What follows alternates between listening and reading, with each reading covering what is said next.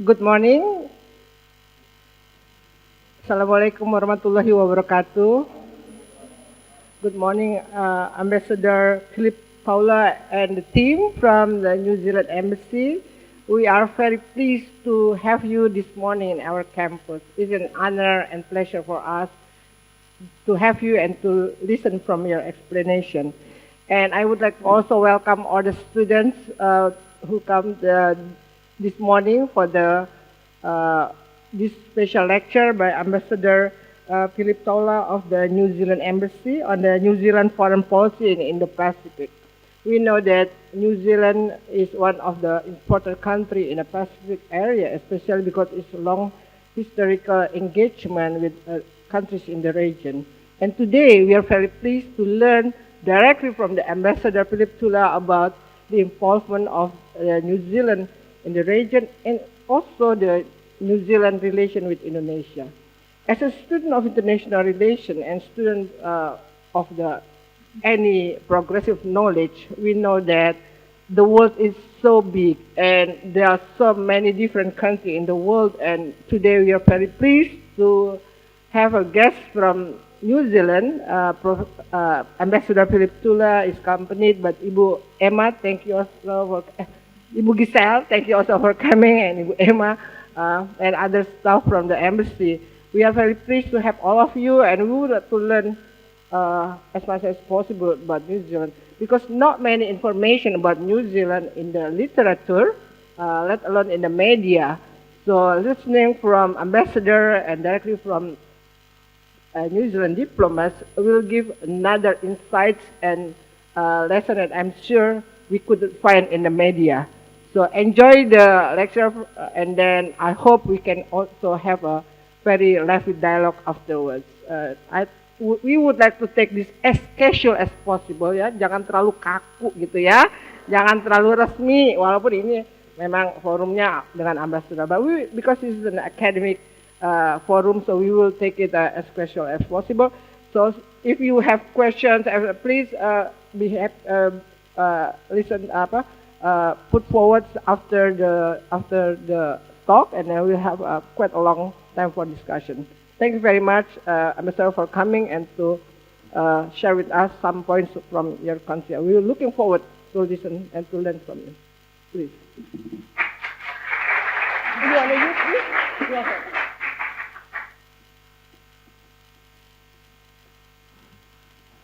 Selamat siang, Assalamualaikum, Kia ora. I'm very pleased to be here. Thank you. I want to say a big thank you, Ibu Evi. Also, congratulations on your appointment to become the next dean. And thank you to your staff, Pak Ristian, and your staff, and all of you students. Really happy to be here. I will, outline a little bit of what we hope to cover today, and I think as Ibu Evi mentioned, hopefully keep it very casual, informal, and interactive as well. I'll speak for a while, but we have a few questions to pose to all of you as well. And if you have a question while I'm speaking, feel free to raise your hand and we can try to answer. Otherwise, there'll be a section at the end for Q&A as well. And we'll also provide an opportunity for some of my colleagues from the embassy to speak a little bit about the education opportunities through our scholarships program, but also more generally the education opportunities in New Zealand that you might want to consider.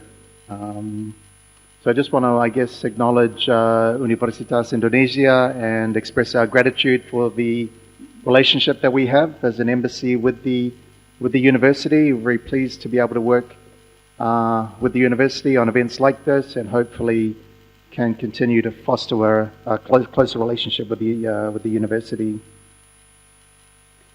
So just to mention the sorts of issues we will cover, I'll do a brief introduction of myself and our embassy and provide a bit of background information on New Zealand, speak a little bit about our strategic priorities and our relationship with Southeast Asia as a region and with Indonesia as a bilateral partner country. As mentioned, colleagues will speak about education opportunities, and then we'll have some Q&A. I will mohon maaf, I'll try a little bit of campuran bahasa Indonesia dan bahasa Inggris, tapi lebih banyak bahasa Inggris, but I'll try. So maybe just to start with, perkenalkan diri, nama saya Phillip Taula, mulai sebagai Duta Besar Selandia Baru untuk Indonesia pada bulan Februari awal tahun ini. Jadi tidak begitu lama, tapi ini posting yang kedua di Indonesia. Saya pernah ke UI mungkin 24 tahun yang lalu untuk acara, I forget, maybe a discussion on the economic situation. Jadi agak lama, tapi waktu saya tiba tadi pagi, saya masih ingat surroundings, ya lingkungan yang enak sekali saya pikir untuk belajar. Jadi ya, saya lahir di ibu kota Selandia Baru, ibu kota Wellington di Selandia Baru. Tapi orang tua saya, bapak saya berasal dari Samoa. Tahu Samoa di Samudra Pasifik, negara kecil, tidak banyak orang, mungkin sekitar 200,000 orang aja. Tapi ada banyak sekali lagi yang tinggal di Selandia Baru, Australia, AS, dan negara-negara lain. Ibu saya lahir di Selandia Baru, tapi orang tuanya dari Inggris dan Skotlandia. Waktu saya sekitar 4 tahun pindah ke kota lain, kota Hastings di Provinsi Hawke's Bay di Selandia Baru. Di provinsi ini sangat indah menurut saya, tapi sedikit bias. Saya pikir Giselle juga punya kaitan dengan provinsi itu. Ada banyak kebun buah, kebun anggur, peternakan, ya indah sekali, dan iklim yang agak baik untuk Selandia Baru. Lebih panas, tidak banyak hujan. Jadi ya, kalau ada kesempatan, ya silakan berkunjung ke provinsi itu. Jadi saya bersekolah di provinsi itu. Waktu selesai high school, pindah ke kota lain, Palmerston North, dan kuliah di University Massey di Palmerston North. Saya belajar ekonomi dan ilmu komputer dalam rangka business studies degree, lalu postgraduate honors dalam ekonomi. Waktu lulus masuk cari kerja, dan senang sempat masuk ke Kementerian Luar Negeri Selandia Baru, Kemlu, New Zealand pada tahun 1994. Jadi agak lama, 31 tahun lebih. Posting pertama, saya ikut program pertukaran dengan Department Foreign Affairs in Australia, Kemlu Australia.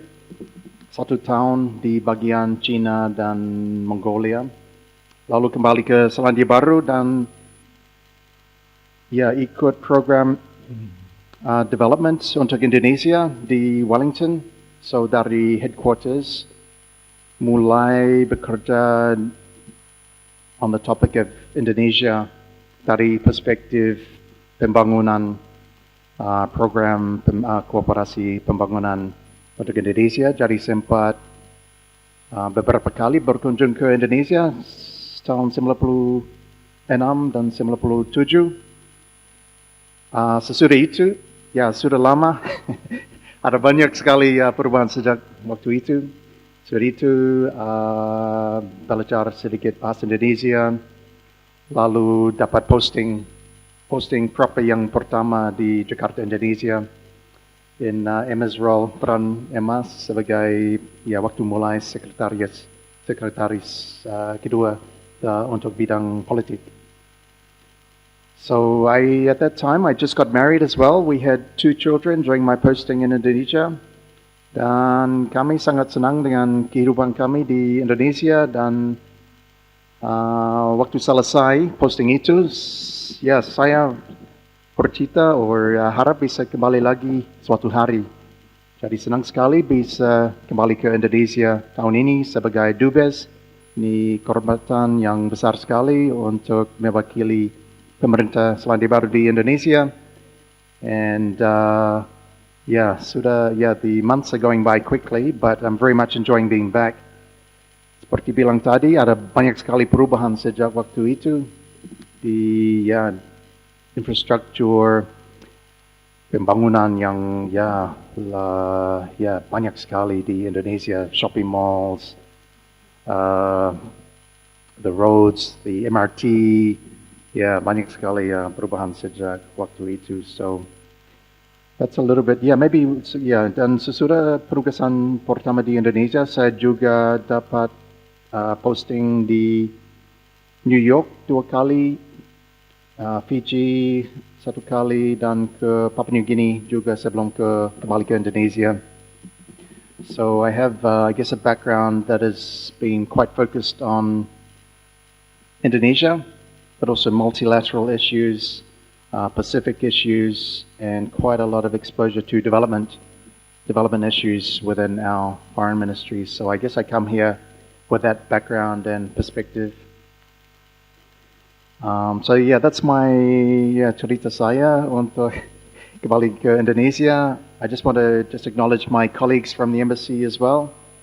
Ibu Giselle is the Deputy Head of Mission for the embassy, accompanied by Emma, who's the now First Secretary for Politics and Security.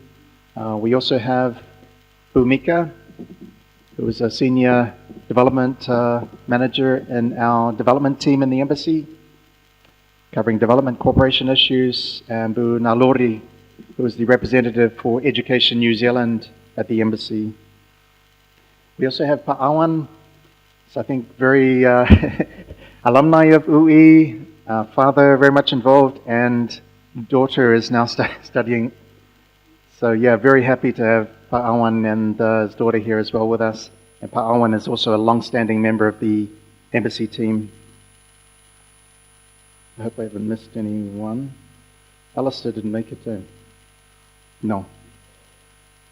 And just to mention, I guess for the Kedubes Selandia Baru di Jakarta, we have quite a large team. We have a separate mission to ASEAN, the ASEAN Secretariat, so we have another ambassador in our same office, ambassador to ASEAN.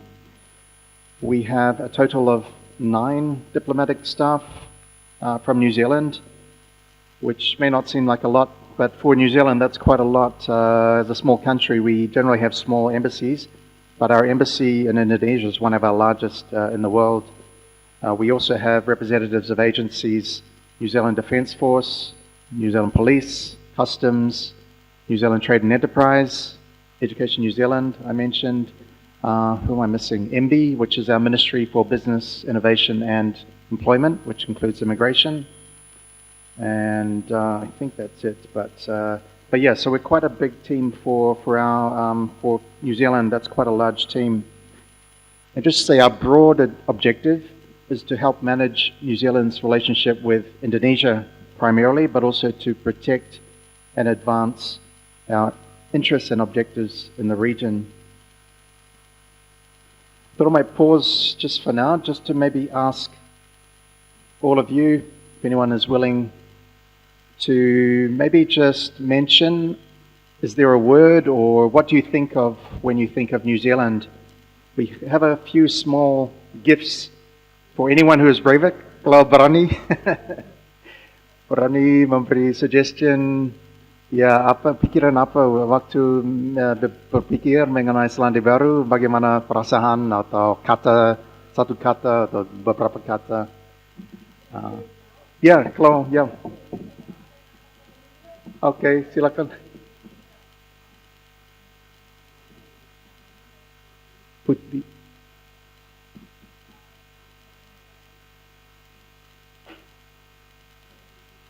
Yes, okay, good. No, thank you for that. Oh, Maori, okay, betul. Maybe bagus sekali. Thank you for that.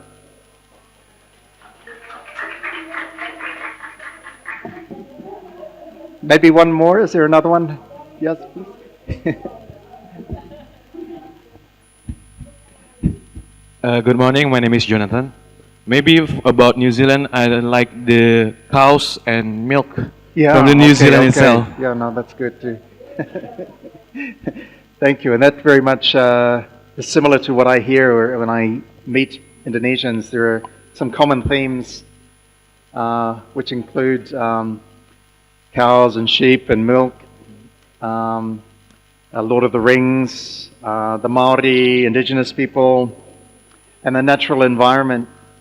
But maybe to give you a little bit more background on New Zealand, that might help your understanding as well about what our country is like. New Zealand is often described as a bicultural nation, I guess picking up on that point about the role of the orang asli Selandia Baru, orang Maori, suku Maori.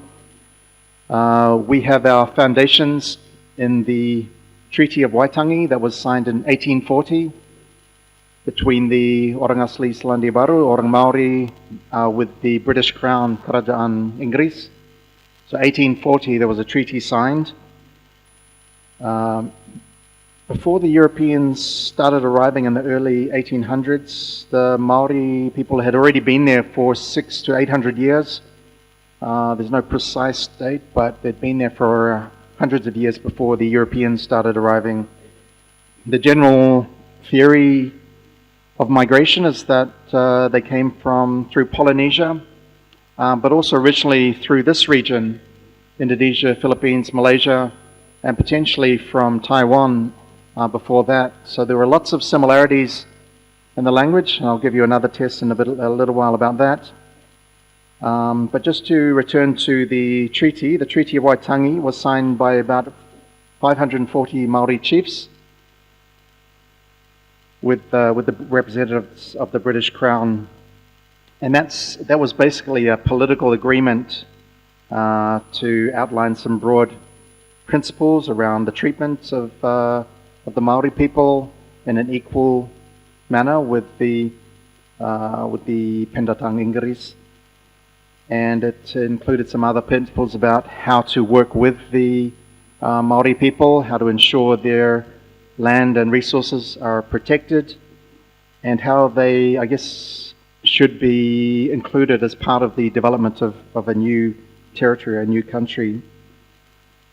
Now, for those of you who know anything about New Zealand or the treaty, there is still ongoing debate about its role in New Zealand and its place, but is generally regarded by the majority of New Zealanders as a key founding document in New Zealand. New Zealand does not have a written constitution as such, it's not like the UUD and 45. We don't have a written constitution like that, but the treaty is sort of the closest thing we have to a written constitutional document. After the signing of the treaty, there was an enormous increase in immigration, primarily from Britain, from Inggris.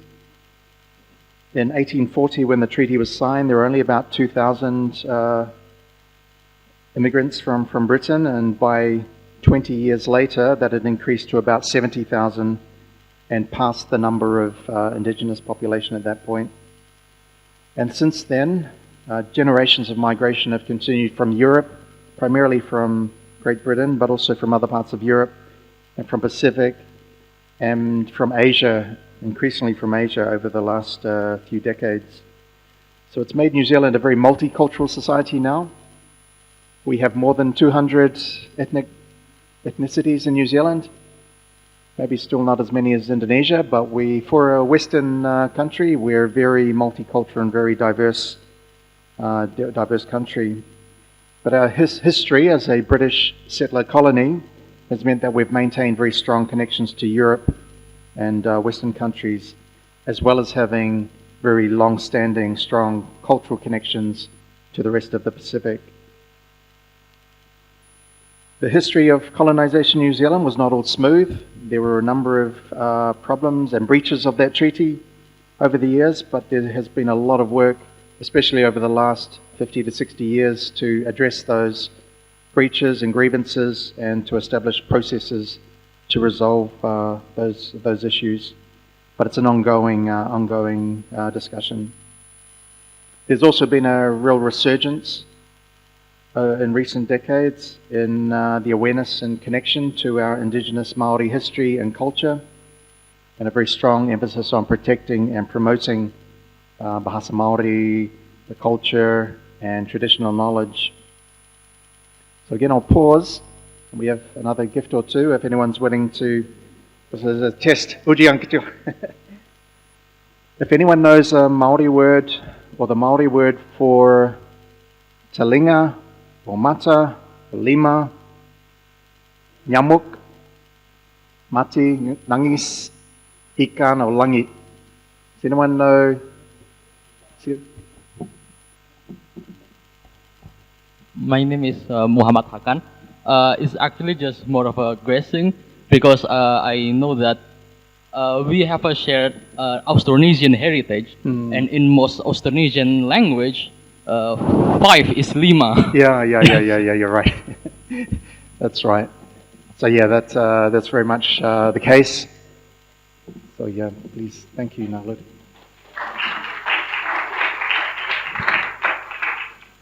So yeah, I guess many languages within that Austronesian, is that Rumpun Bahasa Austronesia? Lima is 5, and there are a lot of other similarities. As I mentioned, Mata Talinga is pretty much the same as Bahasa Maori, Bahasa Samoa, and many other Pacific languages. Nyambuk, mosquito in New Zealand is ngamu. It's very similar. Ika for fish in New Zealand. Ikan, mati, and mate, yeah, the same meaning. Nangis, tangi, it's the same, very much the same.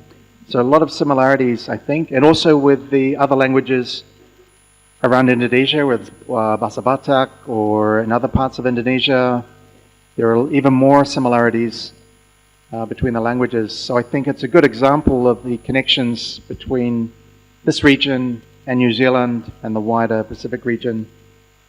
So it's I think a really encouraging and positive thing in my experience, just seeing those connections. Just briefly on our geography, we're a relatively isolated country, jauh dari everywhere really, surrounded by water. Our land area is about 270,000 kilometers squared, which is about twice the size of Java, maybe half the size of Sumatra. So we're a relatively small country, but we're still a decent size. And our nearest neighbor and ally, our only formal ally, is Australia. We're also a similar distance from a number of Pacific countries or territories, including Niue and New Caledonia. And we have close constitutional links to the Cook Islands, Niue, and Tokelau in the Pacific. After New Zealand, if you keep going south, there's only Antarctica, the South Pole. So yeah, some of our strong wind and cold weather comes straight from Antarctica. And unlike Indonesia, we don't share any land borders with other countries. We have 5.3 million people, hampir sama dengan Provinsi Aceh atau Sumatera Barat, NTT, Ntb, only 5 juta orang, so not many people. And our economy is very heavily dependent on trade. We are a long way from our markets, so we have to export our products a long way by sea mostly, but also by air. So it's critical for New Zealand for the sea lanes to be open and free, and the air lanes.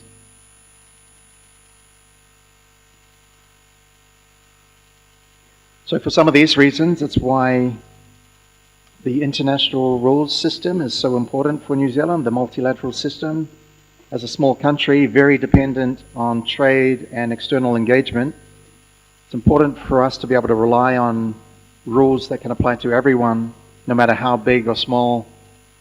So it's been a big part of our foreign policy, is that support and participation in the international system of rules, the United Nations, the WTO, and UNCLOS and other multilateral institutions. New Zealand is one of the oldest continuous democracies in the world. Our first elections were in 1853, and we were the first country in the world to grant women the vote, which was in 1893.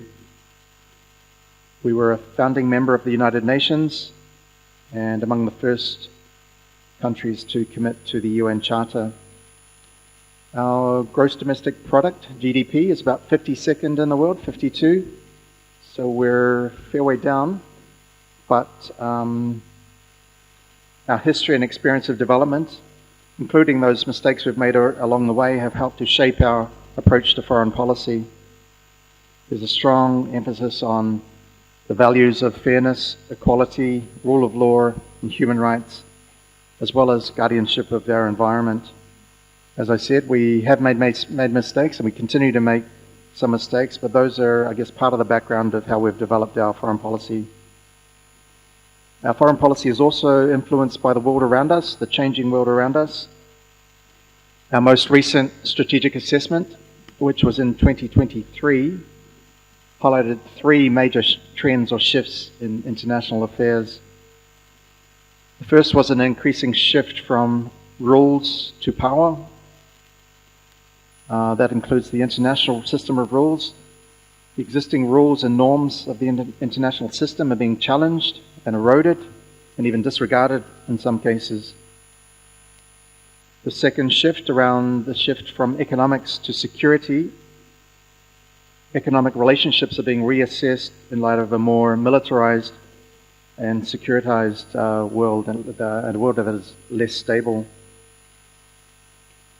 And the third shift is from efficiency to resilience, a new form of global growth based on building greater national resilience and addressing pressing social and sustainability issues.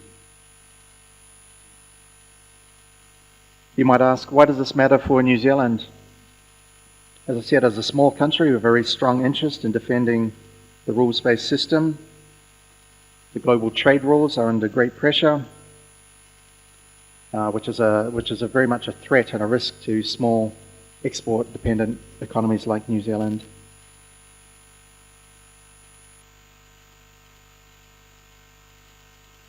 And as these geopolitical and security challenges grow, countries like New Zealand, and I know Indonesia is doing this as well, are needing to devote more attention and resources to defence and security issues.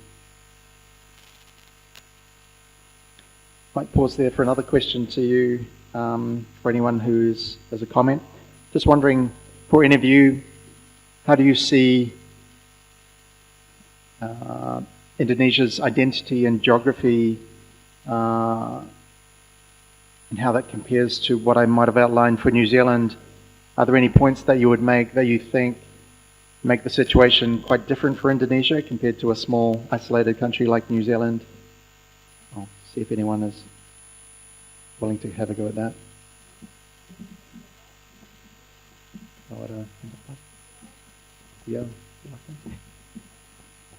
Yeah, thank you very much for your explanation.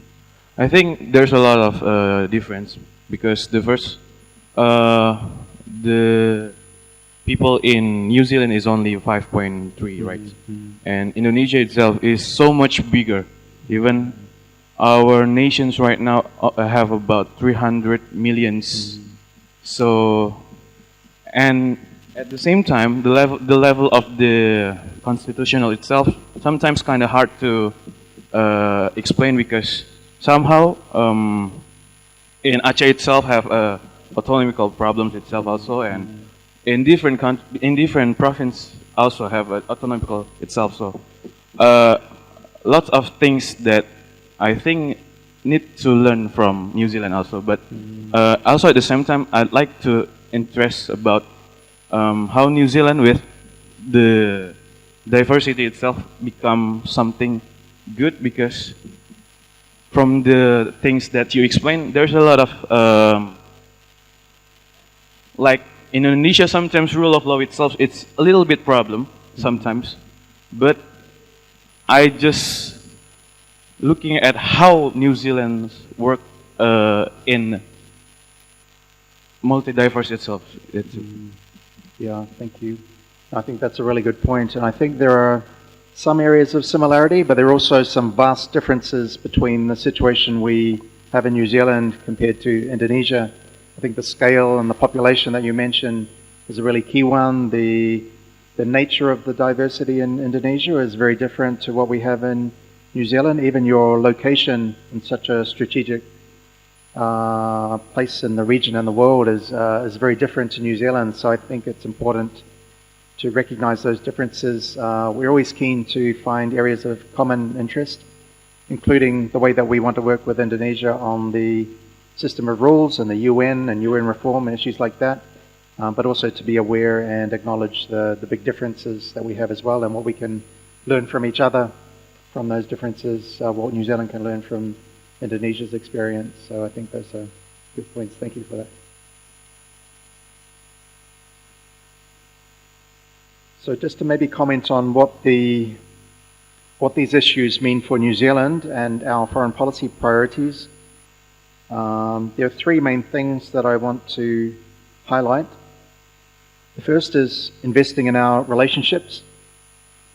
So we have, I guess, our traditional partnerships and relationships, but we're also wanting to diversify those relationships and build and strengthen and widen our networks.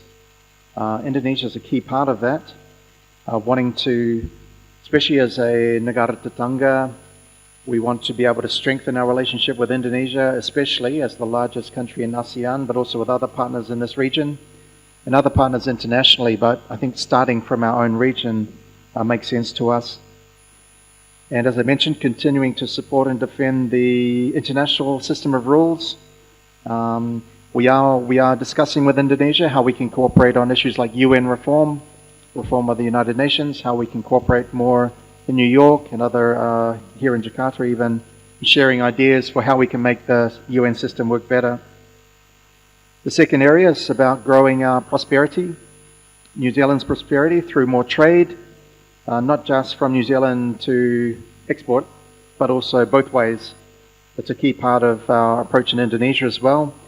We're supporting our exporters, importers, potential investors, supply chains, just to be more better position ourselves and more resilient. Tackling trade barriers is part of that approach as well, just trying to make the systems work as smoothly as possible and pursuing new trade initiatives and maximizing the current trade arrangements, and there are a number of existing trade arrangements. I mentioned investment, but also trying to attract global talent and expertise to lift New Zealand's productivity. The third area is around strengthening our security. Part of that is about our capability, New Zealand's capability to defend and secure our own borders and region. Our government has recently announced quite a significant increase in defence expenditure.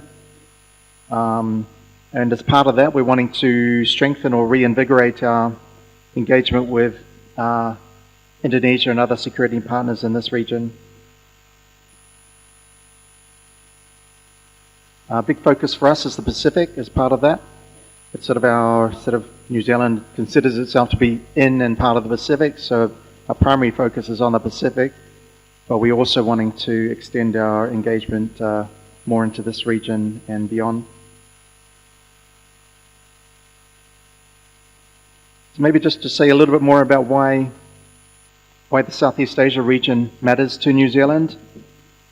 You'll know all the statistics probably better than I do, but with at least 10% of the world's population in this region, it's New Zealand's fourth largest trading partner region, almost $30 billion worth of trade, both directions. So it's very central to New Zealand's future prosperity and security. We have many shared interests and concerns, so it makes sense for us to be cooperating more together.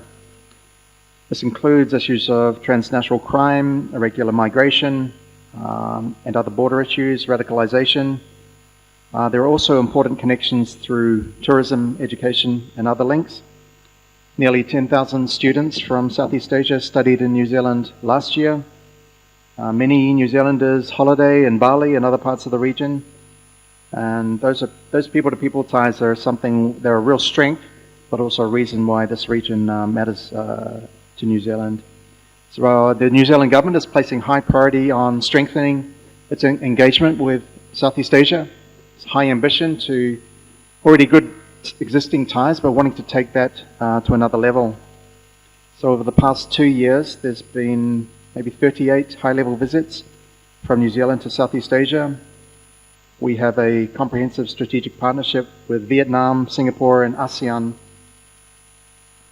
We have also increased the funding and roles for Southeast Asia from providing new positions for diplomats in Singapore, Malaysia, Thailand, Indonesia, Vietnam, and the Philippines. And this year we celebrated 50 years of our status as a dialogue partner with ASEAN, and as I mentioned, upgraded our relationship to a CSP. To move on to why Indonesia matters to New Zealand, again, I guess there are the obvious factors that Indonesia is a global heavyweight. It shapes the region through its involvement and influence in ASEAN and in this region, the Indo-Pacific region, and as a member of the G20, the OIC, the non-aligned movement, its key role in the United Nations and other multilateral organizations, and as a leading voice for the Global South.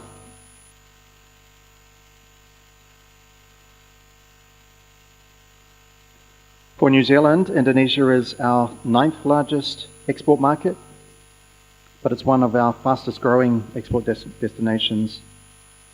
We have a joint goal of doubling two-way trade from 2024 to 2029 to 6 billion New Zealand dollars, which is about 3.5 billion US. And it's on a good growth path. There has been very good growth in our trade in both directions, especially when you include services. So we consider our two economies to be complementary. In New Zealand, we produce high-quality protein, milk, meat, apples, and kiwi fruit, for example, to export to Indonesia. And we import many products from Indonesia, like coffee, cocoa, even meat, furniture, coal, and many other products, including manufactured products from Indonesia. We have quite a good trade architecture, especially through the upgraded ASEAN, Australia, New Zealand Free Trade Agreement, as well as the RCEP. And even just this year, in my time here, things that the embassy has been working on for a while, been some good developments, like we signed a halal cooperation agreement earlier this year, which is very beneficial for our trade relationship, but also just our engagement with Indonesia. We signed an agricultural cooperation MOU with Kementerian Pertanian earlier this year, and an education cooperation arrangement as well a few months back. Indonesia, as I mentioned, is a close neighbor, our closest neighbor in Asia. Through those growing people-to-people links, we want to be just a long-standing and key trusted partner in the region. I'll pause again for another question to you. I just wanted to ask if any of you have any additional reasons why you think Indonesia should matter to a country like New Zealand. Have any volunteers?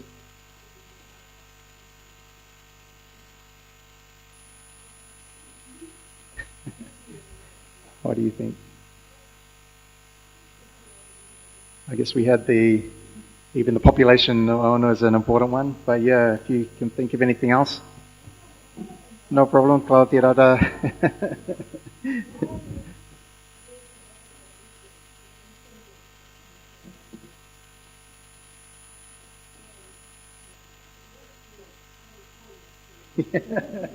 Ya, tidak apa-apa. Mungkin nanti bisa bahas lagi. So we do have one at the back. Thank you.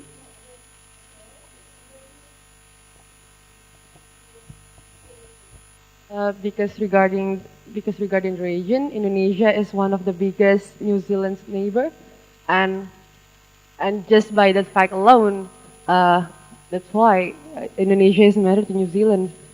Yeah. Thank you. That's good. Yeah, I think we have a small. Makasih banyak. Thank you. So just to continue a bit, about the sort of architecture of the relationship. New Zealand and Indonesia signed a comprehensive partnership in 2018, and we worked together across quite a broad spectrum of areas. We have a development cooperation program, as I mentioned. It's one of our largest outside of the Pacific. It's about 63 million New Zealand dollars over the triennium from 2024 to 2027.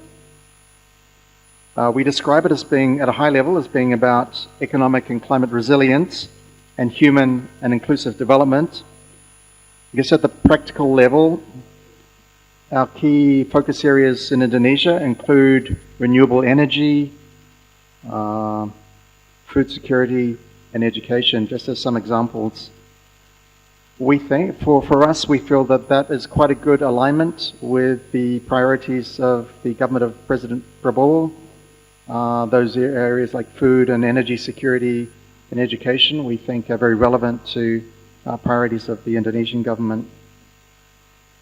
Just to provide a bit more detail, in the food security area, we have a long history of cooperation in agriculture in Indonesia, including through scholarships and training, assistance on issues like foot and mouth disease, setting up cattle breeding centers and other programs.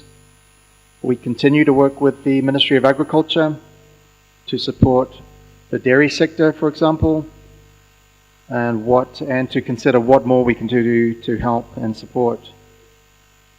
We're also looking at more cooperation to allow dairy cow genetic material to be brought to Indonesia to improve the dairy herd in Indonesia.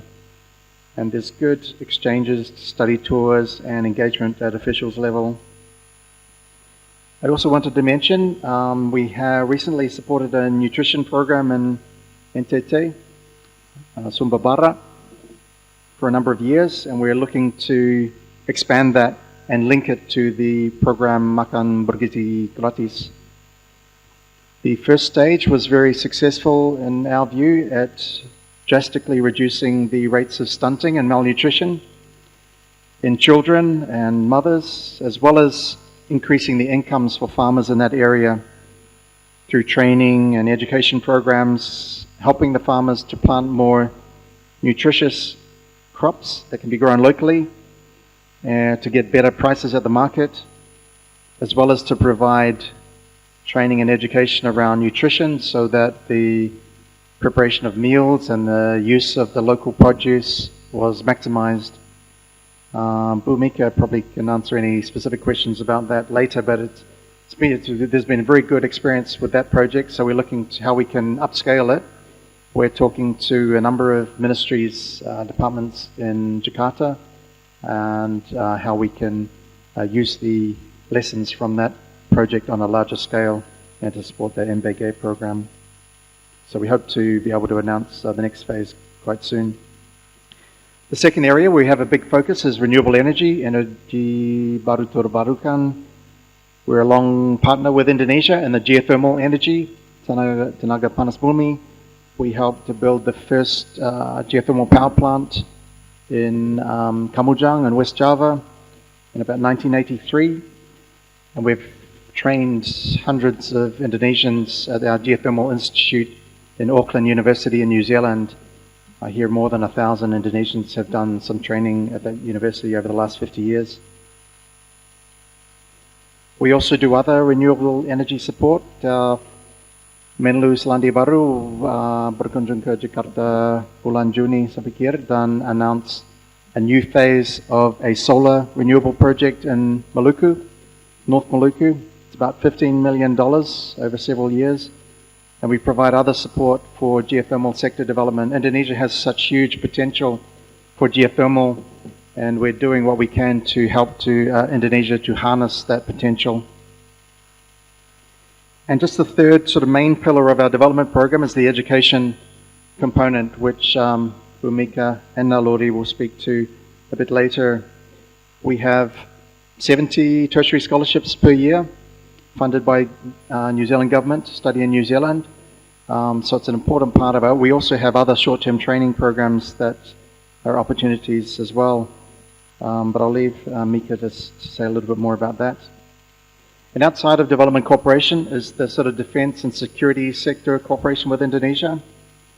We're looking to do what we can to strengthen this. It includes our participation in joint exercises, joint military exercises like Super Garuda Shield. And a few months ago we had a New Zealand Navy ship, the Takaha, visit Jakarta. And we're looking at ways we can increase the training and other cooperation with Indonesia. We have good cooperation with Polri, police cooperation. Pak Awan can say more about that too. Includes a lot of training activities and exchanges. Owen's about to leave for New Zealand to bring a whole group from Polri to Indonesia as part of a senior training program in December this year. And the issues that we, I guess, work with Indonesia and the policing area include transnational crime, including counterterrorism, narcotics, irregular migration, money laundering, and other issues. There's also been good cooperation on disaster response. The New Zealand Defence Force has been deployed several times in Indonesia, including after the Palu earthquake in 2018 and after the tsunami in Aceh 20 plus years ago. I mentioned before the people-to-people links. It's another area that, as an embassy and as an ambassador, we're keen to do what we can to try to support stronger people-to-people ties between Indonesia and New Zealand. Relationships are so important to everything we do, building those contacts and relationships, so that when any challenges arise, it's so much easier to be able to resolve those through having good contacts and good relationships, and even just a higher level of awareness in New Zealand about Indonesia and in Indonesia about New Zealand. So we don't have a big team, but we definitely want to do more to build those stronger connections. As I mentioned, building on the language and culture connections, as well as potentially in sports, art, music, and hopefully other areas. And our alumni networks are an important part of that as well. Just one other thing on that sort of exchanges. I very much hope during my posting to Indonesia we can finalize a working holiday scheme to allow more Indonesians to be able to holiday in New Zealand and get work at the same time, and also for New Zealanders to be able to come to Indonesia and do the same thing. So the last general area of sort of cooperation opportunity that I just wanted to touch on was in relation to cooperation in the Pacific. As I mentioned, we have strong, long-standing connections to the Pacific. We have New Zealand as home to nearly 500,000 people from the Pacific. We have a minister for Pacific peoples. I know also that Indonesia in many ways considers itself a Pacific country. I hear this from a number of people I speak to, including Mantan Dubes Pak Tantawi, who was the Indonesian ambassador in New Zealand for a number of years. He always says to me, Indonesia is a Pacific country as well. And I recognize that and those connections that we touched on before. Indonesia is also a dialogue partner in the Pacific Islands Forum. The PIF is the main political organization for the Pacific. So we're wanting to look at other ways we can work with Indonesia in that PIF context to support Indonesia's engagement in the Pacific region. Professor Ristian joined us a month or two back for a discussion with academics and others from Indonesia and New Zealand to discuss this very topic. How can we do more together, New Zealand and Indonesia, to cooperate in the Pacific region? There are a lot of areas of shared interests, issues like climate change, maritime security, and lots of potential to learn from Indonesia's own experience as the world's largest archipelagic state, as an island country delivering services, and lots of experiences, I think, that are very relevant in the Pacific. I'll pause shortly to allow colleagues Bu Nalori and Bu Mika to say a bit more about the educational opportunities. But I just wanted to, express my hope that this helps you to learn a little bit more about New Zealand and our approach to foreign policy, including in this region. And we're always looking at ways to strengthen our partnership with Indonesia. We know that as a small country with limited resources, we have to be very targeted and careful about how we focus to make sure we get the most impact. So I think with that, I will pause for now, and we'll very much welcome questions and discussion later, including any other ideas you might have for how we can strengthen the relationship between our two countries. But for now, I'll pass over to my colleague, Bu Nalori. Thank you.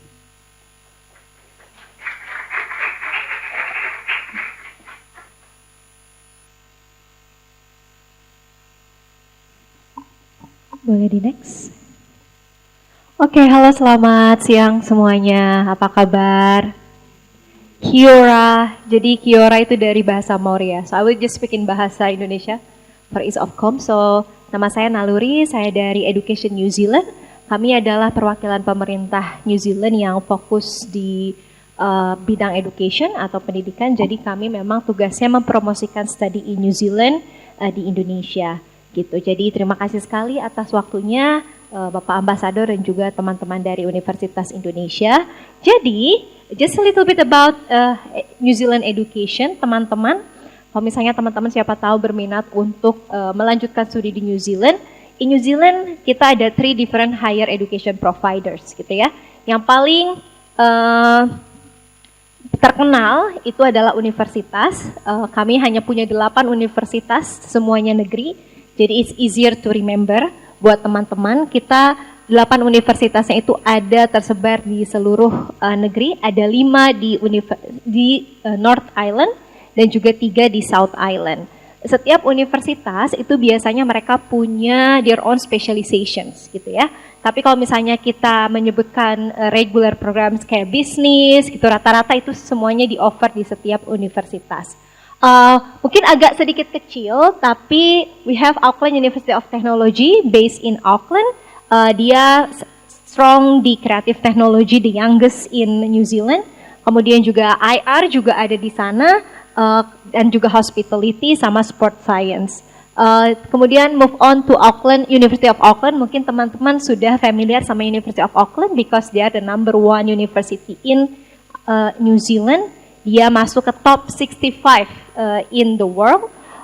Mereka punya semua program dari mulai FISIP, kemudian STEM, engineering. Mereka juga punya math school di New Zealand. Jadi di New Zealand hanya ada 2 math school, satu di University of Auckland dan satu lagi di University of Otago. Kemudian moving on, masih di North Island, kita juga punya Massey University. Pak Ambassador also graduated from Massey University. So for Massey University, they have 3 campuses. Ada di Auckland, kemudian Palmerston North dan juga Wellington. Biasanya untuk Auckland business related programs, Palmerston North itu their main campus. Mereka sangat strong di bidang veterinary, food science, kemudian juga communications. Dan Wellington itu yang biasanya berkaitan sama creative design, art juga animation. Karena Lord of the Rings itu memang ada syutingnya di sana. Tapi in fact a lot of Hollywood movies itu especially yang animation itu diproduksi di Weta Workshop. Itu adanya di Wellington, the capital city of New Zealand. Moving on, kita ada University of Waikato di Hamilton. Mereka itu dekat 1 jam from Auckland, so they are quite strong in their supply chain management and as well as computer science and also business. Kita juga punya Victoria University of Wellington. Rata-rata prime ministers usually they graduate from Victoria University of Wellington. Moving on ke Christchurch, we have 2 universities, ada University of Canterbury and then Lincoln University. Canterbury is strong in their engineering programs. Kemudian kalau Lincoln University is land-based, jadi agriculture, agritech, food science, itu biasanya ke Lincoln University. Last but not least, we have University of Otago. Dia the first university in New Zealand. I think they also have partnerships with University of Indonesia. Hampir semua ini punya partnership dengan Universitas Indonesia, tapi maybe in different faculties. Dan juga kalau Otago dia sangat kuat di health sciences or sciences in general. Dia juga satunya university yang offer dentistry school across New Zealand. Jadi New Zealand universities itu rank in the top 2%, 500 university top 500 in the world, dan juga salah satu yang sangat-sangat tinggi di bidang overall higher education quality dan juga employment outcomes. Jadi rata-rata mereka yang lulus itu globally recognized, bisa bekerja dimanapun. Next slide. Mungkin beberapa benefits kalau misalnya teman-teman thinking of studying in New Zealand, misalnya siapa tahu via dual program sama Universitas of Indonesia, teman-teman bisa mendapatkan benefits bekerja 25 jam per week during semester. Ada juga opportunities for internship dan work experience, misalnya siapa tahu mau S2 dengan di mana gitu ya, di Victoria University of Wellington mereka punya internship di parlemen gitu, itu jadi bisa and cocok juga mungkin for your profile. Kemudian possibility untuk post-study work visa. Jadi teman-teman, we are so happy that we still need international students gitu ya. Jadi teman-teman bisa stay back in New Zealand up to 3 years. Kalau misalnya teman-teman pergi ke New Zealand dengan menggunakan scholarships, kayak misalnya LPDP atau nanti Manaki Scholarship, saat ini sih belum bisa ya untuk stay back in New Zealand gitu ya. 7 universitas itu masuk ke dalam list LPDP, jadi kalau misalnya teman-teman mau ngambil S2 bisa juga consider New Zealand. Dan mereka biasanya nggak boleh untuk tinggal di New Zealand. Tapi cek lagi dengan penyedia beasiswa. Jadi polisinya bukan from our government, because international students basically they are eligible to study and to stay back after graduating, but it depends on your scholarships providers gitu ya. Next, satu lagi PhD package mungkin buat para staff juga di sini. We actually offer really good benefits. Yang pertama, pay the same as New Zealand domestic students. Kemudian kalau misalnya punya spouse, itu spouse-nya bisa bekerja 40 jam per week. Bahkan studentnya kalau misalnya ngambil PhD itu bisa bekerja 40 jam juga, karena rata-rata PhD kan nggak banyak kegiatannya, biasanya research. Anak-anak juga bisa bekerja, bisa sekolah, tidak bekerja, bisa sekolah di public schools, enroll for free gitu ya. Jadi if you are thinking kalau misalnya mau ngambil master or PhD, itu bisa juga nanti suami atau istrinya ikut dan mereka bisa bekerja full time. Sama satu lagi yang mau saya highlight, scholarship opportunities dari universitas. Biasanya kalau undergrad itu partial, master degree itu partial, kemudian untuk PhD mereka juga ada yang offer fully funded scholarships gitu ya. Yang saat ini lagi open for Indonesian students itu sebenarnya dari University of Otago, tapi khusus di tuberculosis, jadi yang TBC related. Jadi teman-teman kalau misalnya untuk New Zealand bisa dicek satu lagi. Ini bisa di-share aja. Satu lagi. Next.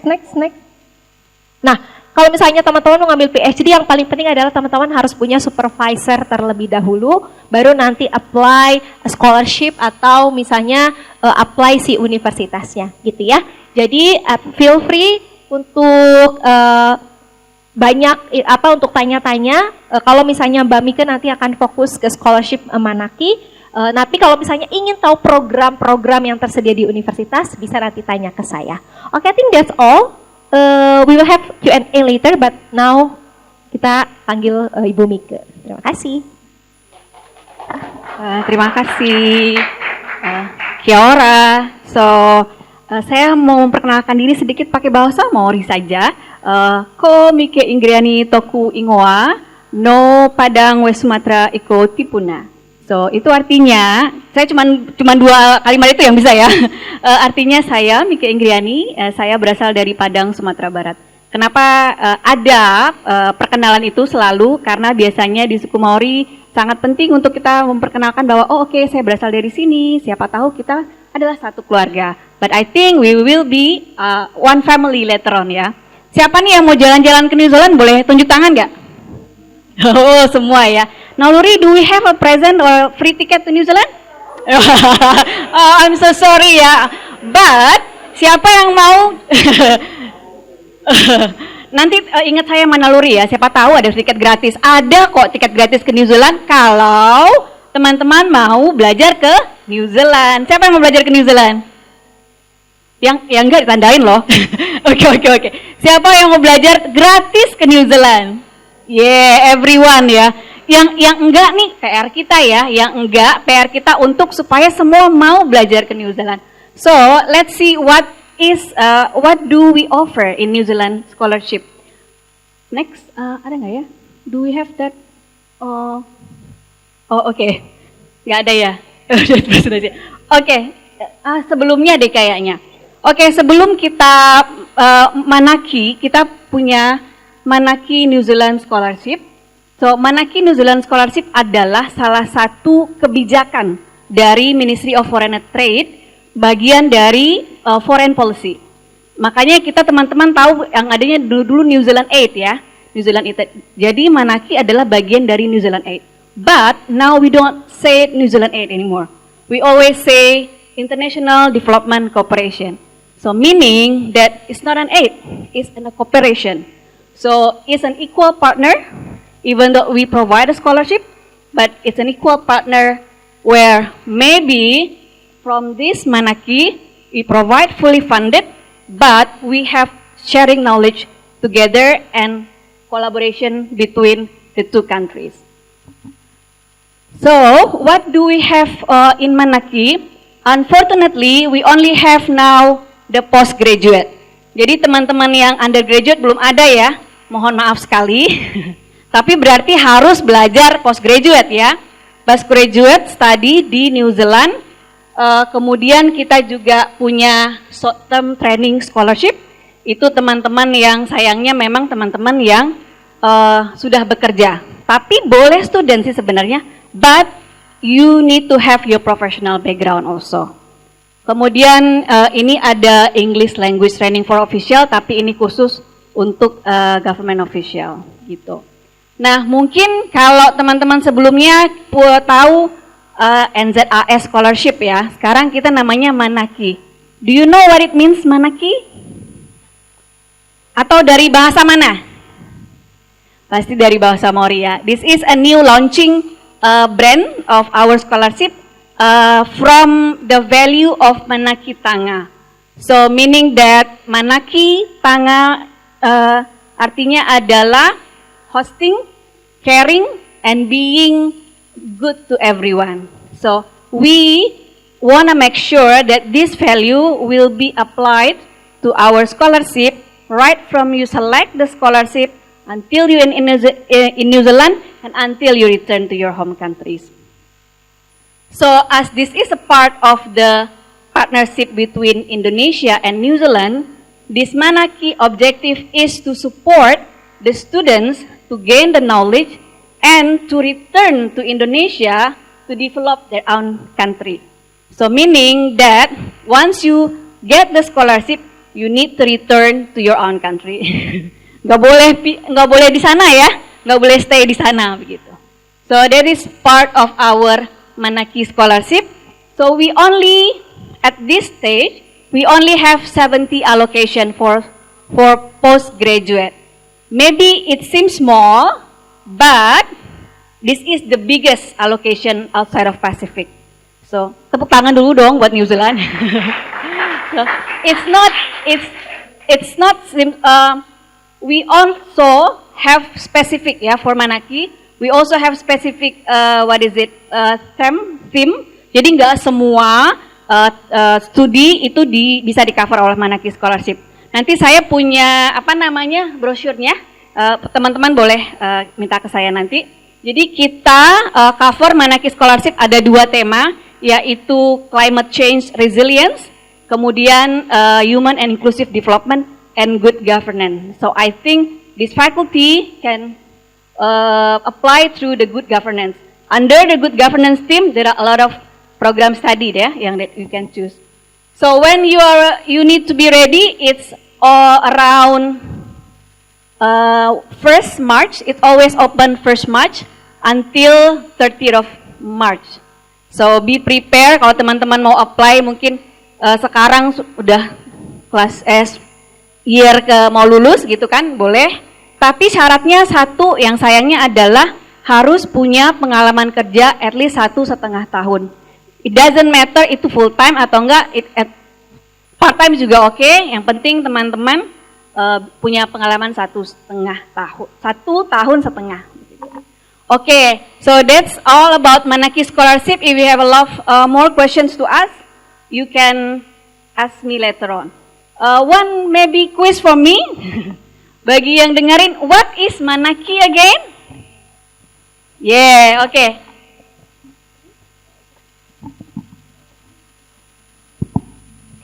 Hello, my name is Nova Andriana. Manaki means to help someone to grow. So they are scholarship to help us to grow in New Zealand. Thank you. Tiket gratisnya nanti ya. Oke, terima kasih.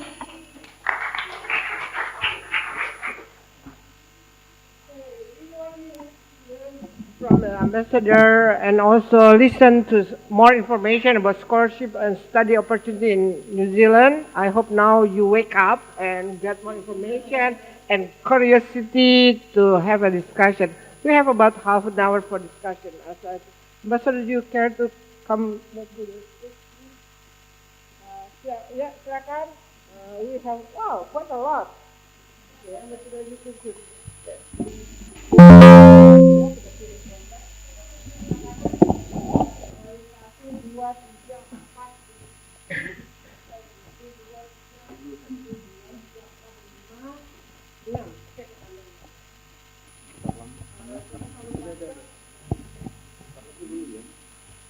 Thank you for your presentation, Your Excellency. My name is Grace. I'm from undergraduate student of IR. So my question is about the bicultural that framework that in the New Zealand foreign policy in a region where great powers often approach cooperation transactionally. New Zealand emphasizes a partnership based on shared identity and history.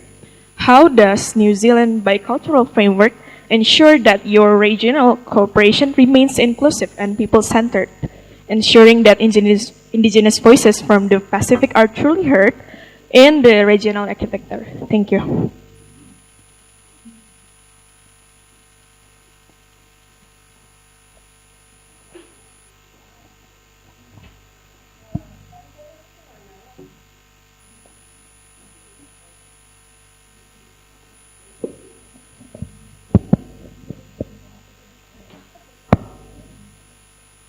Terima kasih. Sedikit sulit that one, but let me think. Oh, that's okay. I'll try. It's a good question. I guess how do we reflect our biculturalism in our foreign policy and apply that in places like the Pacific? Yeah, it's a good point. I think, and it can change a little bit depending on our government in power.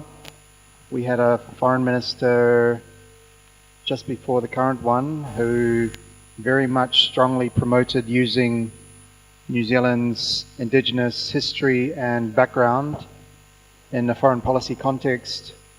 So she had a very big, placed a very high priority on using culture as a way, New Zealand's own cultural identity as a way to connect with our friends and colleagues in the Pacific, but not just in the Pacific, in overall context. When I was in Papua New Guinea before coming to Indonesia, she visited, and it was a very strong theme of hers to use that, I guess, that connection and channel New Zealand's bicultural or Māori identity in particular as a way to connect. So I think it has been an important part of our approach to foreign policy.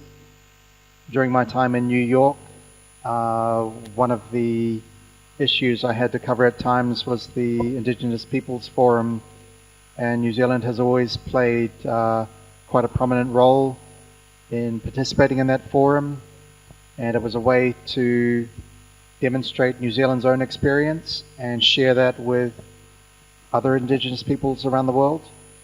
Sometimes there is controversy or sensitivity about how you define who is Indigenous or not. Can be a little bit political, but we don't, I guess we try to avoid getting caught up in the politics of that sort of question, but just use our own experience, the good examples, the areas where we've fallen short, to share with other Indigenous peoples around the world, whether that's in our relations with the Pacific, but also in other, I guess, post-colonial countries as well. Just try to use those, sharing those examples of New Zealand's experience in a positive way. I hope that helps. Thank you.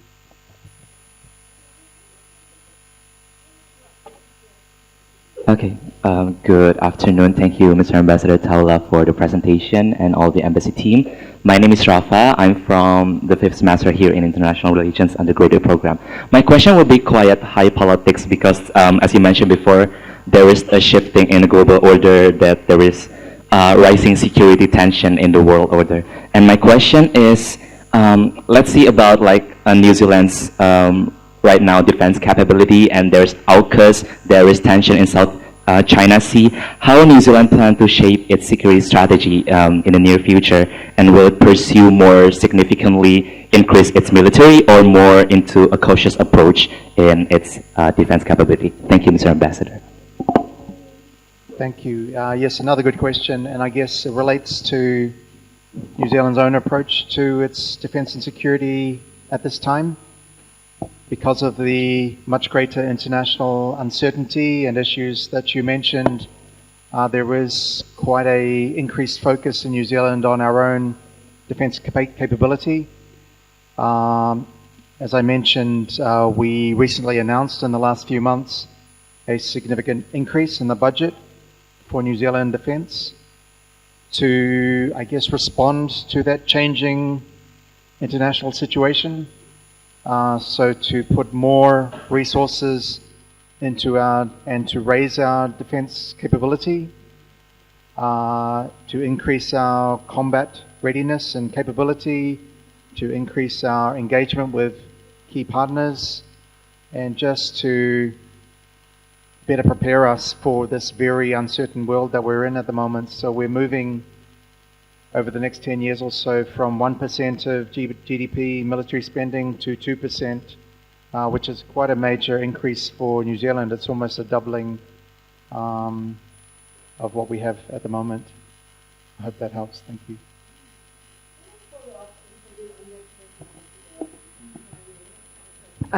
Moderator, I would like to use my privilege to ask you further from what you just mentioned about that's very high increase, almost 100% in 10 years. My question is, I have two questions. First, what kind of security challenge or attack do you think will faced by New Zealand? Where it come from? What kind of, for Indonesia, it's very obvious. We are in the intersection of two continents and two ocean. So the security is always come from everywhere for the challenges. But for New Zealand, where do you think the security challenge will come from? And the second, given the very significant increase of that budget, military defense budget, is there any specific changes of the defense posture or defense strategy? Because I refer to Australia, they changed the defense from more to the maritime and now nuclear submarine, which is not happened before in Australian case. In New Zealand, with that kind of budget increase, is there any significant changes of the security posture? Thank you. Sure, thank you, and I'll try to answer that as best I can. I guess there's no specific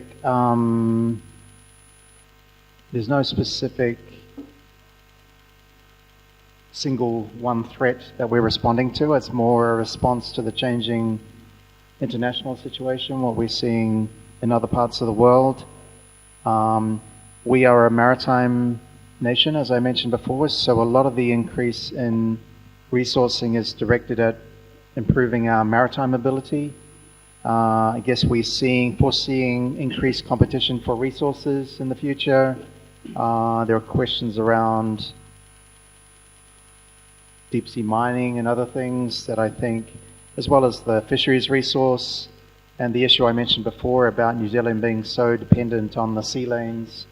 I think, my own personal view is that we want to be better prepared for a very uncertain future, which could include a whole range of possibilities, not just one single risk. It's a whole sort of combination of risks.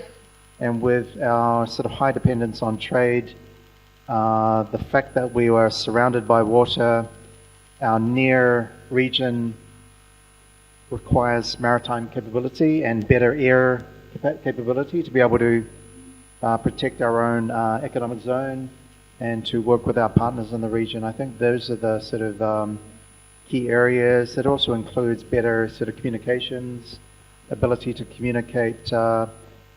Australia is a very close partner for New Zealand, so a big part of our increased resourcing is also about improving our interoperability with Australia to better work with Australia in the region. So I think those are the main sort of points I would make in response to that. Thank you, Webby.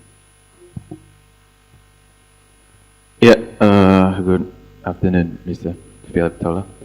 My question is, from the presentation I see about New Zealand is number 6 about democracy, if I'm not wrong. At that moment, I see about lots of problems in Indonesia about democracy also. My question is, what kind of system or the things that government do to the people people to have active people to use their political act to always active and political participation, because one of the greatest country is also that indicates have a lot of people have participation in politics, right? So what government do to make the people in New Zealand have lots of participational politics? Thank you. Yeah, that's another tricky one. Let me think. I guess there's always quite big differences in the context, and the sort of journey that New Zealand has had to nationhood is very different to the journey that Indonesia has experienced. There are all sorts of other differences of culture and even just logistics. Some of I guess for New Zealand, it's been relatively easier in some ways because we are such a small population. We all speak English and learn English in school, so we don't have the same challenges that some other countries would have with the diversity of languages and culture. We all have quite a similar education, really, in New Zealand. So we are starting from quite advantageous position in many ways. But I think some of the key other areas of focus have been just around sort of institution building. Education is an important part of the picture. Trying to ensure that children get a good quality education, and we still have challenges with that ourselves, but that's one important part of it.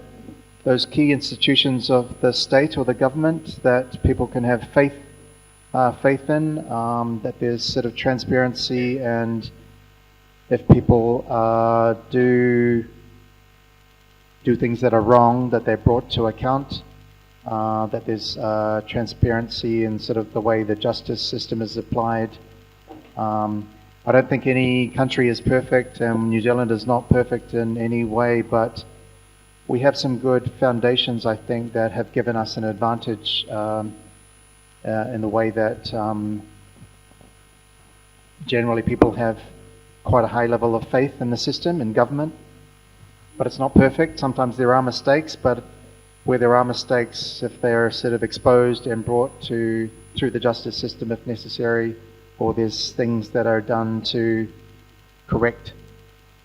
But yeah, it's a journey for New Zealand as well, and we started a long time ago, but we're still on a journey ourselves. But I think there are some good things that I see. We also have a very different parliamentary system that we changed, I forget, maybe 30 odd years ago. We used to have they call it the first past the post system. Whoever gets more than 50% takes over the government. Now it's a system more like the German system, and the key implication of that system is usually there's a coalition.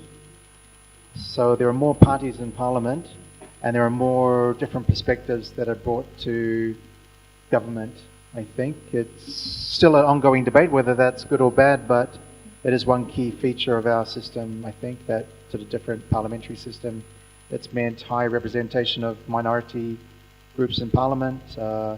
Maori are well represented. Other minority groups are well represented, but it does mean usually a coalition, so there can be delays after an election to get the governing coalition together. I think the education system and law enforcement are very, very basic, and they have very strong in that sense. And as well as just Ambassador mentioned, the opportunity for indigenous and minority to be in the parliament is also give. I think New Zealand political system is very much open than other.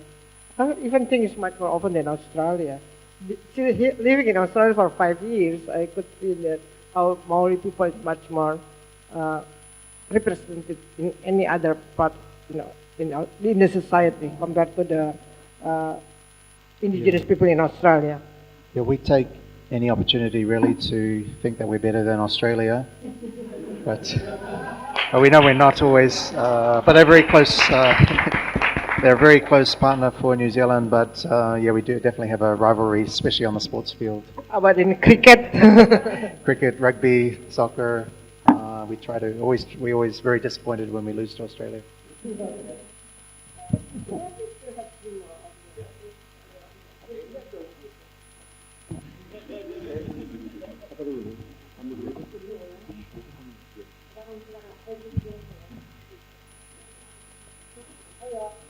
Okay, thank you for the opportunity. My name is Rani. I'm from the undergraduate program. And my question is more about the domestic politics, actually. And you mentioned about representation, about the ethnicities. Well, the thing is, I often see the videos on my social media about like Maori people performing haka in the parliament.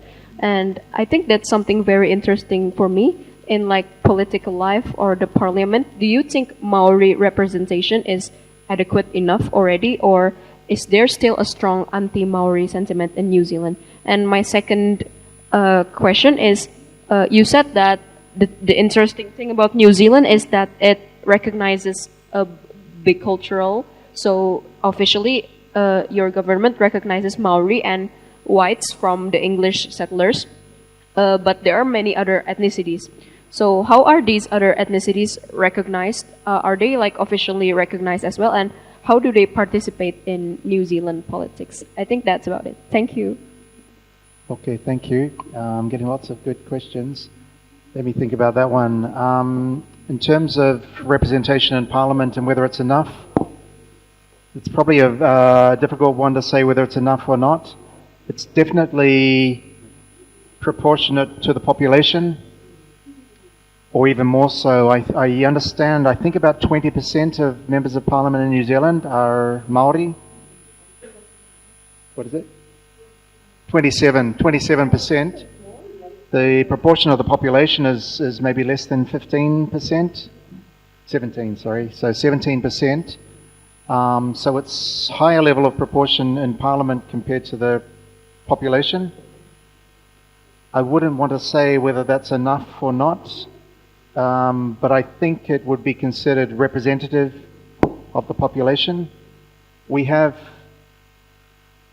quite a complicated parliamentary system. We also have dedicated seats for Māori in Parliament, and Māori can choose whether they want to be part of the Māori electoral roll or the general roll. It's up to them, and they can change if they want. So we have dedicated seats of Māori in Parliament, but even under the general roll, there are a number of Māori representatives in Parliament who are under the general system. So I think it's an ongoing discussion, but the numbers are increasing, they're not decreasing. Our current, the current Foreign Minister is Māori. He was also Deputy Prime Minister before. The former Foreign Minister was Māori. We have had a high number of Māori members of Parliament who have held ministerial positions. So, yeah, it's an ongoing, I guess, effort to try to make sure that representation is sufficient. But, yeah, I think it would be considered generally representative of the population. In terms of other ethnicities, it's also, we have a very open Parliament. I forget all the statistics, but we've had a number of other members of parliament who have been from Asia, I think even from the Middle East, at all levels, not just in parliament, but also in the local government setup as well. Immigrants who have come to New Zealand from other, from China, or I think even from, was it Somalia in Wellington? We've had representatives who have moved into elected positions after maybe being in the country for less than 20 years. So I think there's no quota as such for ethnic minorities other than those Māori seats. But it's quite an open system, and I think there are already a number of good examples where immigrants from other cultures have moved to New Zealand and become elected members of parliament or elected members of the councils at regional government level. Good afternoon, Your Excellency. My name is Azel from the undergraduate program of International Relations. My questions would be relating to the immigration policy of New Zealand itself. From what I've gathered, New Zealand only have 2 countries in Southeast Asia that have a visa waiver policy with New Zealand, which are Malaysia and Singapore. As the ambassador of New Zealand, do you think there is an opportunity or a future for Indonesia to be included in the visa waiver policy so that there would be easier immigration to New Zealand? And also, regarding that, are there any challenges for Indonesians, like everyone who attend this Studium Generale, to immigrate to New Zealand itself? Like, what are the biggest challenges that maybe not a lot of people would immigrate to the New Zealand? That is all from me. Thank you very much. Sure, thank you, and I'll do my best to answer this one. We have, I guess our immigration issues are dealt with by another department, but we definitely have opportunities for people outside New Zealand to move to New Zealand. There are various categories. So one of the key ones, I think, New Zealand has quite a shortage of skills in key areas, so a big focus is on trying to attract more young talent who bring skills and experience in specific areas, and that could be the medical area or engineering or some other specific areas where it's like a point system. You get more points depending on what skills you have. That's one of the categories. We also have, I guess, through the education program that Bu Narlori and Bu Mika were talking about, opportunities to get to New Zealand to study, but also to be able to stay on and work in New Zealand. So that's a good channel that I have already met a number of Indonesians who've used that channel to spend time in New Zealand. I mentioned we're very much hoping to get a working holiday scheme up and running to provide more opportunities for Indonesians to be able to spend time and work in New Zealand. Beyond that, I guess immigration issues generally are quite sensitive for a small country of only 5 million people. I guess there's concern that it's managed carefully so that so that our population doesn't suddenly explode, because there are already quite big pressures on our health system, our education system, other social services. So it's managed quite carefully, but we definitely want to be attracting good talent and good people from overseas. There are other categories as well for investment and that sort of thing, but yeah, I guess an advertisement, please sort of make sure you subscribe, follow our embassy Instagram, because there's more information that we feed out through that channel as well about sort of visa issues, immigration issues. I would very much like to see more streamlining and ways to manage the visa system so that it facilitates more opportunities, just generally, whether it's tourism or anything really. But I suspect it's going to be an ongoing work in progress, but I'd very much like to see more smoothing and streamlining to make the system work more easily. As I said, we still have to manage sort of areas of risk, but but I very much hope to see more improvements over the coming years. Is there any direct flight from Jakarta or any part of Not from Indonesia? Jakarta, from Bali. From Bali? Bali to Auckland, there's a direct flight So Air there New is Zealand. a direct flight from Bali to Auckland. So we have Yes, and it's a very popular route. A lot of New Zealanders holiday in Bali, so it's a good option for traveling to New Zealand. That's the only direct option. There used to be one in the past, I think, from Garuda, used to be Jakarta to Auckland, I think, many years ago. go through Sydney, I think. Stop over in Otherwise, yeah, through Sydney or through Singapore, Melbourne, Malaysia as well. So there's a few options to get to New Zealand. Okay, thank you, Mr. Ambassador. My name is Brian. I'm also from the undergraduate program. I'd like to ask a question regarding New Zealand's economy. From what you've explained and from what I know, New Zealand has a limited domestic market, which makes it highly reliant on trade. However, due to its isolated geographic position, it makes trade quite costly, I believe, and therefore it's. Can you confirm that supply chain is something sensitive to New Zealand's economy? And if that's the case, how does the New Zealand address the issue? You've mentioned before about economic resilience, but maybe can you elaborate more specifically with regards to supply chain resilience, maybe, especially considering the post-COVID situation where we know how supply chain can also be very insecure. Yeah, thank you. Thank you. Let me think about that one too. I guess, yeah, as you say, we're a very export-dependent economy. Within that, we're very dependent on our agricultural sector. It's probably the majority of what New Zealand exports overseas are agricultural products. It's the dairy products, milk powder, meat, sheep or beef, fisheries, horticulture, apples, kiwi fruit, I mentioned fisheries, wood products, wood pulp, papers. So a lot of those are, I guess, originate in New Zealand, don't require too much in terms of inputs from imports, but we do have manufactured goods as well.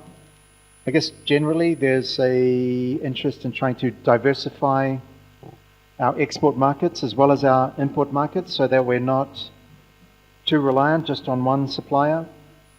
I think that's probably a common issue or challenge for many countries around the world. For a small country like New Zealand, the cost of trade is very high. We're a long way from our markets and our imports have to travel a long way, so it means there are cost of living challenges in New Zealand as well. The cost of food and other products in the supermarkets is quite high. It's an issue that New Zealanders feel very much, and I know it's not just New Zealand. Many people around the world are facing similar issues, particularly after COVID period, with higher inflation and higher costs generally. So I guess we share very similar challenges to many others in trying to manage those issues and how we manage our domestic market, how we ensure that supply chains are not too dependent just on one source. So it's an ongoing focus for New Zealand, but I think that's all I can comment on that, unless there's anything, Giselle or Emma, anything I've missed.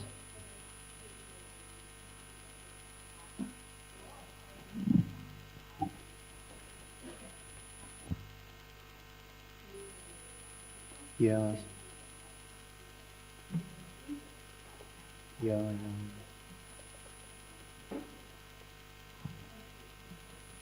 No, that's right.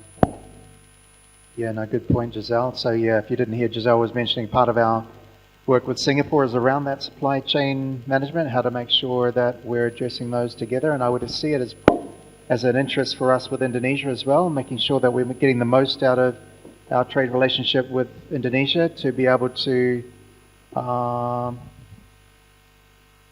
use Indonesia as another important source of key inputs into New Zealand, key imports I think there's lots of potential there to be developed. We're not a large market, but we're a reasonably significant market, and I think there's still lots of opportunity to broaden those supply chains from Indonesia as well. Thank you. Oh, okay. We actually already passed the time. Grace is the one of our lecturer. Okay, very quick. Yeah, Yes, very yes. quick. Thank you. Because, okay. Thank you so much. I'm Gracia, one of the lecturers here as well. Just a quick question regarding the women and children development. Is this still the priority for the current foreign policy of New Zealand? And if it's yes, how important it will influence the Indo-Pacific in gender sector? That's all. Thank you. Sure. Maybe can I just clarify? You mean focus on women and children for our development work in Indonesia? No, I mean in New Zealand, in the case of New Zealand's foreign policy. How influential that kind of issue in New Zealand, which can be influential to Indo-Pacific region?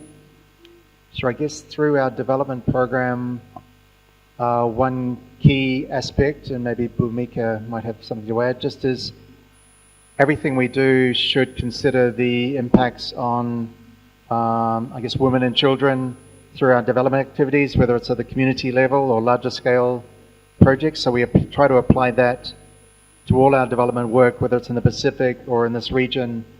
I guess separately through our work in the United Nations and through the human rights architecture, it's also a key focus, what we can do to support the international approaches to protecting and advancing the rights of women and children. I think that's all I can think of unless there's anything else. Nothing else. Yeah, thank you. Thank you, Ambassador. Thank you very much for your lesson today and all the discussion and your answer. I am very bad moderator today because I didn't realize that it's already almost 1:30. I thought it was only 12:30, something like that. So I'm sorry for not being so disciplined with time, but we did enjoy the discussion, and I think the student also pushed forward quite a significant and important question. The last one from Grace is also important about the influence of this. We focus on women and children in New Zealand foreign policy, which I think is now very much important. And as the last, I would like to invite all of you to give a big applause for Ambassador Phillip Taula for very interesting and very informative talk and discussion today. Especially New Zealand's issue is not much we could find from the media and literature. So today we dig several sector and important issue on New Zealand and New Zealand relation with the Indonesia and also Southeast Asia. So thank you very much, Ambassador, for your speech and coming, and also all the team, also from the embassy for your coming and visit and sharing with us. Also, some students are very happy with the souvenirs, so maybe that's a souvenir from New Zealand will be one of their